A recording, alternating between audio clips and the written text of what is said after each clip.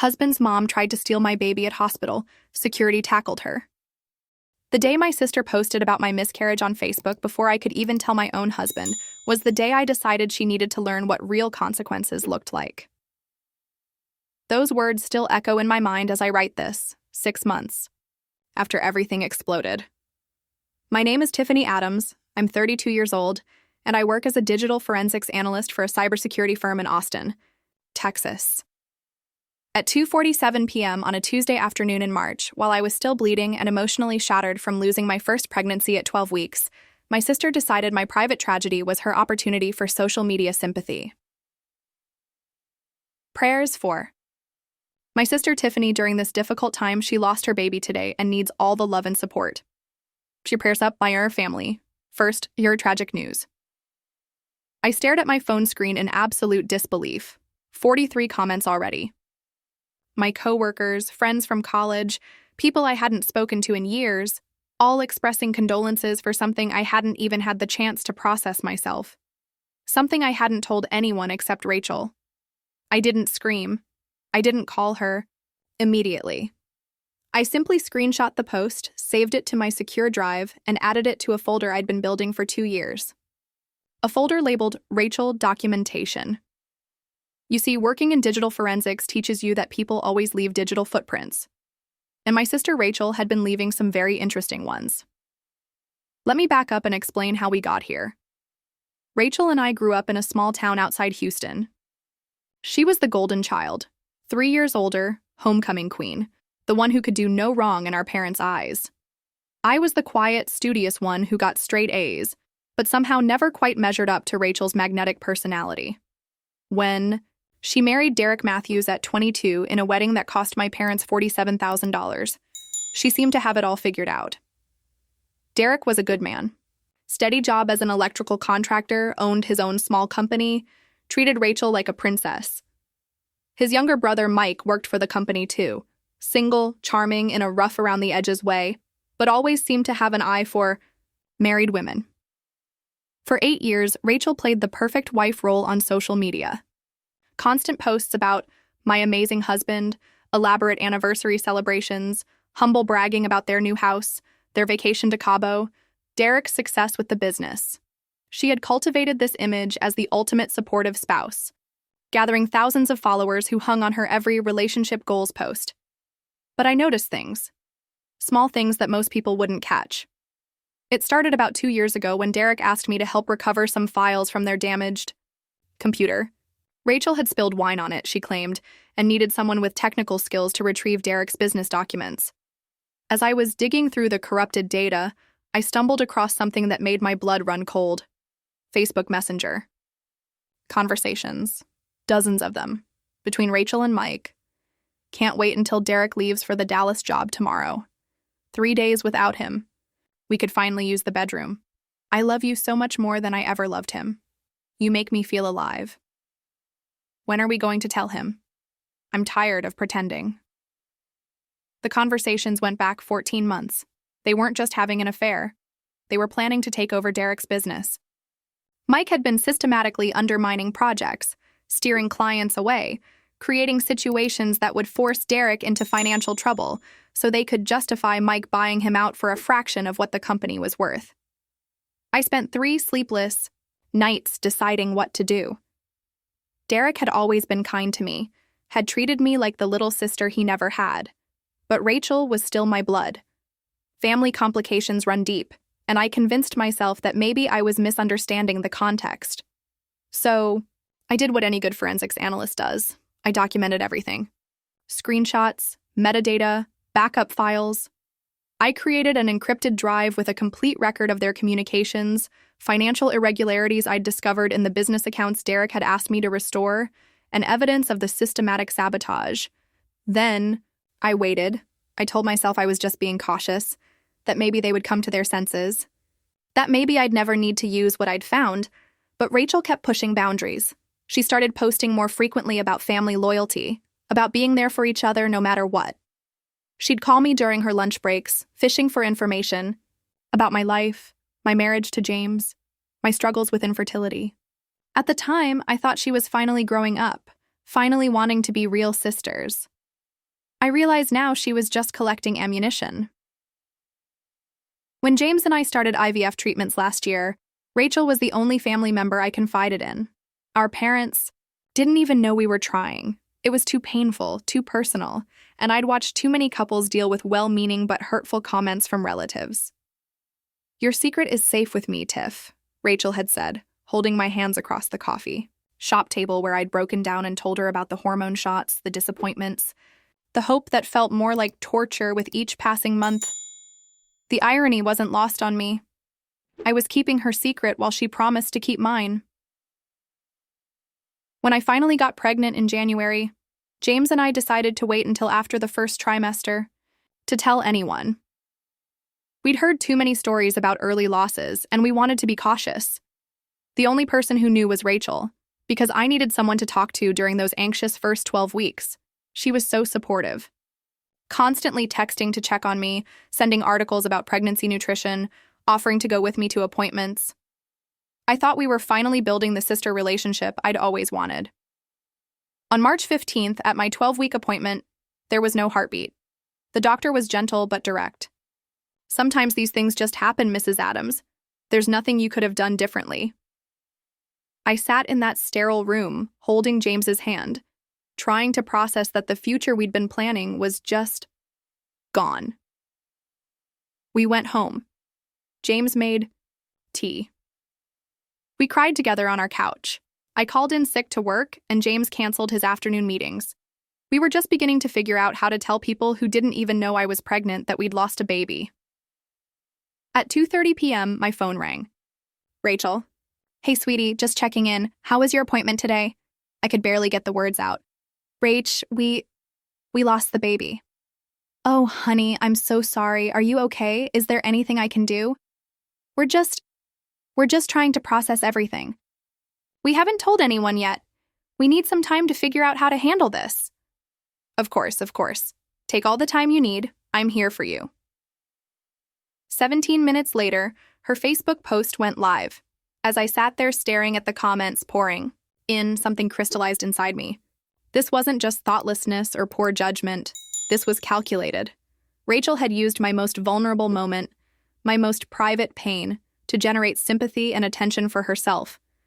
She'd positioned herself as the caring sister, the family member everyone should rally around to support me. But more than that, she'd forced me into a public narrative I wasn't ready for. Now I would have to respond to dozens of people, explain the situation over and over, relive the loss with every well-meaning comment and private message. I opened my laptop and navigated to my encrypted drive. The folder labeled Rachel Documentation sat there, waiting. It was time. But I wasn't going to be impulsive about this. Rachel had just declared war, but she'd forgotten she was fighting someone who makes a living uncovering digital evidence of people's worst decisions. First, I needed to update my files.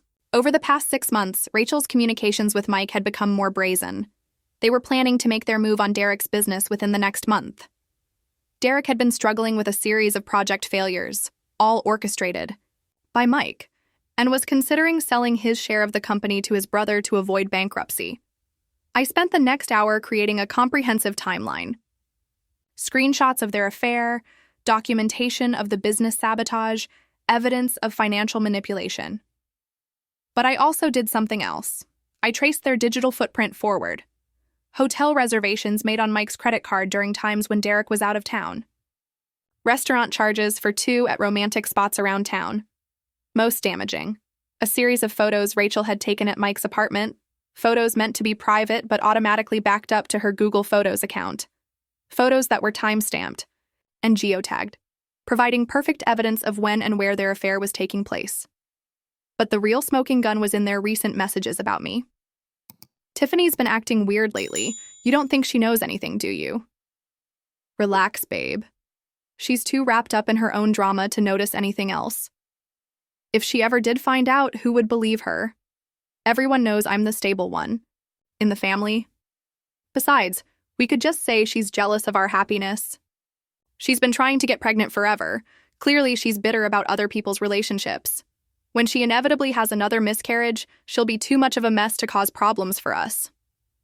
That last message was dated February 28th, 2 weeks before I lost the baby.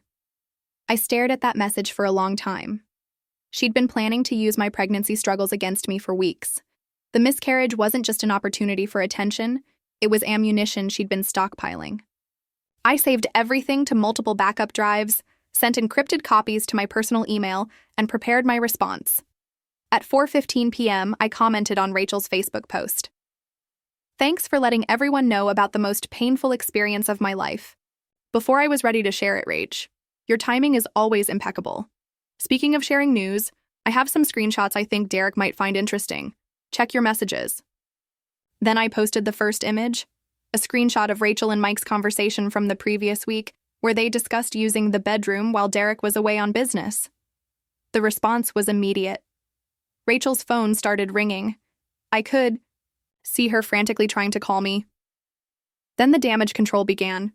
She started deleting comments, blocking people, trying to change her privacy settings, but she'd forgotten one crucial detail. I work in digital forensics. I'd already created archived copies of her entire post and comment thread. Every reaction, every share, every outraged response from Derek's friends and family members who recognized Mike's name in the screenshots. At 4:22 p.m., Derek commented on the post. "What is this, Rachel? Call me now." At 4:24 p.m., Mike commented, "This is fake. Someone hacked Rachel's account." At 4:26 p.m., I posted the second screenshot, Mike's message about how no one would believe me because I was bitter about other people's relationships. The comments section exploded. Derek's business partner commented, "Is this why the Morrison project fell through last month?" Derek's sister, "I knew something was wrong at the Christmas party." Rachel's best friend, "Girl, please tell me this isn't real." At 4:30 p.m., Rachel deleted the entire post. By then, it had been screenshot by at least a dozen people and shared in local Facebook groups. Derek's electrical contractor community is tight-knit, and word travels fast when someone's been betraying a trusted colleague, but I wasn't done. At 5 p.m., I sent Derek a private message. "I'm sorry you had to find out this way. I know this is devastating, but you deserve to know everything. Can we talk?" Derek called me at 5:15 p.m. His voice was hollow, broken. "How long have you known about this? I found evidence 2 years ago when you asked me to recover files from your computer. I've been documenting everything since then, hoping I'd never need to use it." 2 years. He was quiet for a long moment. The business problems, the project failures. Was Mike sabotaging me this whole time? Yes, I have evidence of that too, if you want to see it. God, Tiffany, why didn't you tell me sooner? Because she's my sister, and I hoped they would come to their senses. I hoped I was wrong. But when she posted about my miscarriage today, when she used my pain for her social media attention, I realized she doesn't care about anyone but herself. Derek asked me to send him everything: the affair evidence, the business sabotage, the financial irregularities. All of it. By 6 p.m., Derek had forwarded the evidence to his lawyer and his accountant. By 8 p.m., Mike was fired from the company and served with papers regarding the business fraud. By 10 p.m., Derek had changed all the locks on his house and emptied their joint bank accounts. But Rachel's social media humiliation was just beginning.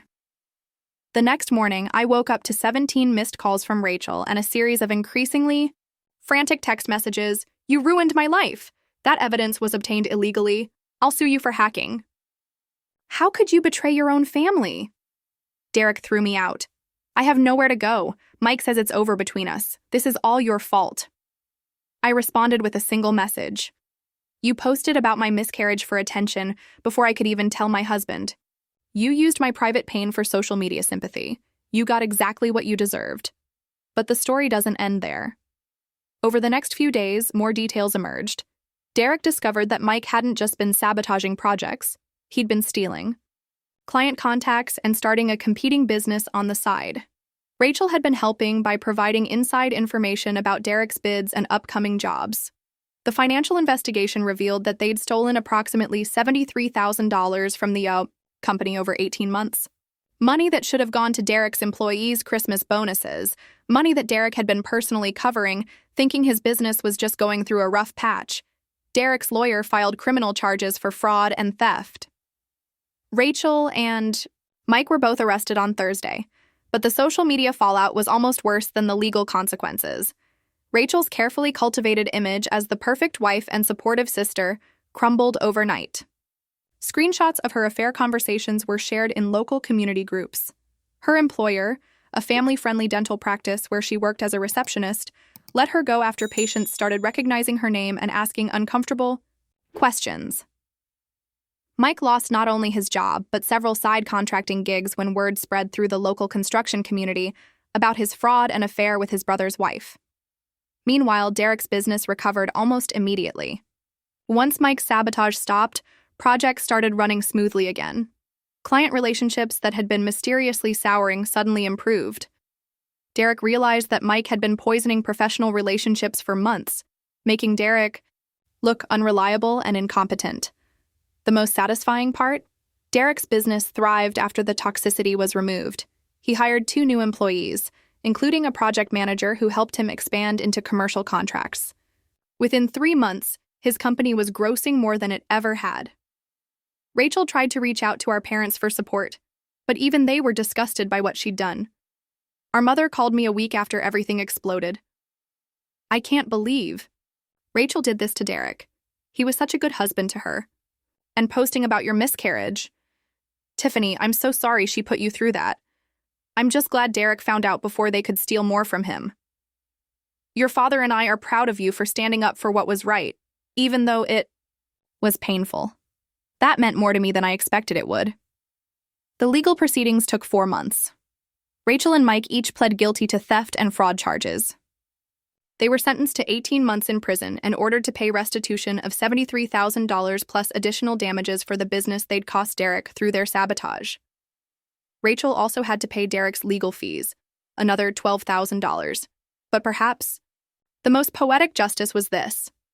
Derek met someone new, a woman named Jennifer who owns a small bakery downtown. She's kind, genuine, and completely unimpressed by social media drama. They started dating 6 months after Derek's divorce was finalized, and Rachel had to watch their relationship progress through mutual friends' posts while she was dealing with her criminal charges and bankruptcy. As for me, James and I took some time to grieve, both for our lost pregnancy and for the sister I thought I had. We started counseling together, processing not just the miscarriage, but the betrayal and family trauma. 6 months after everything exploded, I got pregnant again. This time, we didn't tell anyone until after the healthy 20-week ultrasound. Our daughter was born healthy and perfect in February, exactly 1 year after I lost the first baby. We named her Hope. Rachel sent a card when Hope was born. She was still in prison, but someone had told her about the birth. The card was generic, something about new beginnings, with a short note. "I know I don't deserve forgiveness, but I hope someday we can rebuild our relationship. Congratulations on your beautiful daughter." I threw the card away. Some people have asked me if I regret exposing Rachel the way I did. If I think public humiliation was too harsh a punishment for posting about my miscarriage, here's the truth. Rachel didn't just post about my miscarriage. She stole $73,000 from a good man who trusted her. She systematically destroyed her husband's business and reputation to benefit her lover. She planned to use my fertility struggles as a weapon against me if I ever discovered her crimes. The miscarriage post was just the final straw, the moment that revealed who she really was underneath all the social media performance. Did she deserve to have her affair exposed publicly? Absolutely. Did Derek deserve to know that his wife and brother were systematically destroying his livelihood? Without question, sometimes karma needs a little help from someone who knows how to document digital evidence. The funniest part of this whole saga? Rachel tried to claim in court that I had hacked her accounts to obtain the evidence. Her lawyer argued that the screenshots were obtained illegally and shouldn't be admissible. I had to explain to the judge that when Derek asked me to recover files from their damaged computer 2 years ago, Rachel had given me full written permission to access all accounts and files on the machine to complete the data recovery. That permission included her automatically synced Facebook messages, Google Photos, and cloud storage accounts. I was simply doing the job Mrs. Matthews had hired me to do, Your Honor. The evidence was discovered during the course of legitimate data recovery work, with full consent from the account holder. The judge was not impressed with Rachel's argument. All evidence was deemed admissible. Even in prison, Rachel was still underestimating me. Today, Derek's business is more successful than ever. He and Jennifer got engaged last month, a simple private affair with no social media announcement. Derek learned the value of keeping some things sacred and private. James and I are thriving. Our daughter is healthy and happy, and we're carefully considering trying for a second child next year. We've learned to protect our private moments from people who would exploit them. And Rachel? She was released from prison 2 months ago. She's living in a studio apartment across town, working at a call center, and her social media presence is virtually non-existent. No more performance, no more relationship goals posts, no more using other people's pain for her personal benefit. She learned that actions have consequences, that betraying the people who love you comes with a price, that sometimes the quiet, studious sister is the one you should have been afraid of all along. I've heard through mutual acquaintances that she tells people I destroyed her life over a Facebook post, that I was jealous of her happiness and went crazy with grief after my miscarriage. Let her tell that story. The court records speak for themselves. Derek recently asked me if I thought Rachel had learned her lesson, if I thought she was genuinely sorry for what she'd done. I think Rachel is sorry she got caught, I told him. I think she's sorry there were consequences for her actions, but I don't think she's sorry for the actions themselves. Do you think she'll try to rebuild a relationship with you? I think she'll try when she needs something from me. But I'm done being her backup plan, her emotional support, her secret keeper while she tears down everyone who trusts her. You saved my life, you know. If you hadn't exposed this when you did, they would have taken everything. You would have figured it out eventually. I just sped up the timeline. Maybe. But I'll always be grateful you chose to protect someone who wasn't family over someone who was. I thought about that for a long time. In the end, it wasn't about choosing Derek over Rachel. It was about choosing honesty over manipulation, justice over complicity, and protecting the innocent over enabling the guilty. Rachel taught me that DNA doesn't make someone family. Loyalty, respect, and genuine love make someone family. Derek has been more of a brother to me in the aftermath of this situation than Rachel was a sister in 32 years. Sometimes the family you choose is better than the family you're born with. And sometimes the quiet ones are the ones you should never underestimate. Blood may be thicker than water, but evidence is thicker than blood. Epilogue. As I finish writing this story, Hope is napping in her crib upstairs, and James is making dinner in the kitchen. We're talking about maybe trying for another baby next year, maybe buying a house with a bigger yard. My phone buzzed a few minutes ago with a friend request on Facebook. Rachel Matthews, she's reverted to her maiden name. I clicked decline. Some bridges once burned should stay that way. Some people get second chances. But some people use up all their chances long before they realize they're taking them for granted. Rachel used hers up the day she decided my private pain was her public opportunity. I have no regrets about the choice I made that March afternoon. None at all, because in the end, the truth always comes out. Sometimes it just needs a little help from someone who knows where to look for it, and I'm very good at knowing where to look.